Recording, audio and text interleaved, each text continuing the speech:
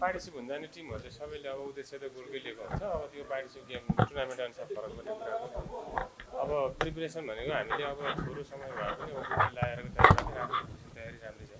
हाम्रो र अपोनेन्ट भन्नाले अब कुनै टिमहरू अब पार्टिसिपेट भएको टिममा एउटा दुईवटा टिमहरू अलिक शक्तिशाली टिम पनि छ। किन भन्छ उहाँहरूको अब ट्रेनिङको रिच उनीहरूको अघि नै हाम्रो अध्यक्षजीले भने जस्तै गरेर उहाँहरूको अब लेभलको उनी अर्कै छ। अब हाम्रो त्यो अनुसार छ। तर हामी पनि सक्दो कस्तो हुन्छ भने हाम्रो लेभलको टिमसँग र अलिकति पावरफुल टिमसँग जस्तो टिम भए पनि अब फाइट राम्रै गरिन्छ जस्तो लाग्छ।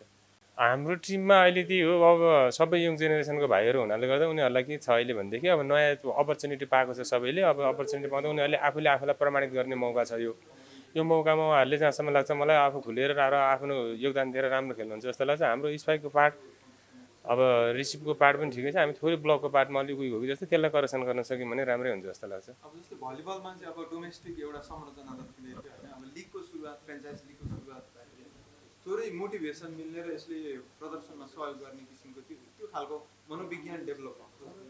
अहिले फेरि त्यो त त्यसै अवश्य नै हुन्छ नि। यो सुरुवाती हुनु हामी खेलाडीको लागि एउटा अपर्च्युनिटीको कुरा हो र नयाँ हुने पछिको पिँढीहरूलाई पनि एउटा के भन्नु सुवर्ण अवसर हो यो चाहिँ। किनभने अब एउटा मौका हो भनौँ न। अब पछाडिबाट अब हामी पनि यसमा लागेर भलिबलमा लागेर भलिबलप्रति क्रेज हुँदाखेरि पनि एउटा उस्तो हुँदो रहेछ उत्प्रेरणा भन्ने हौसला मिल्ने वातावरण हो। र यो अब यो अहिले तुरुन्तै हामीलाई हिजो भएको जस्तो अब त्यो फ्रेन्चाइज लिगले तोकेको खेलाडीको मार्के खेलाडी अब एक क्याटेगोरी त्यो गरेर गर्दा पनि अहिले तत्कालीन जाने भाइहरूलाई पनि कस्तो हुन्छ भने एउटा मोटिभेसनको पार्ट भएको छ। त्यही भएर पनि अलि राम्रो हुन्छ कि जस्तो लागिरहेछ।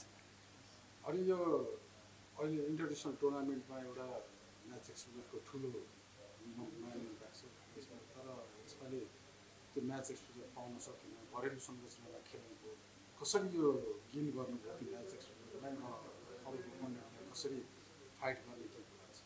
अब यो त कस्तो हुन्छ नि हजुरले भने जस्तो म्याच एक्सपिरियन्स हुनुपर्ने थियो हामीलाई त्यो अपर्च्युनिटी पाइएन।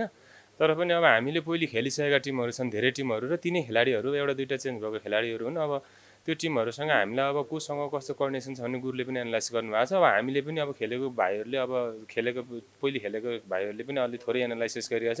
त्यसैलाई फोकस गरेर गेम खेलिन्छ।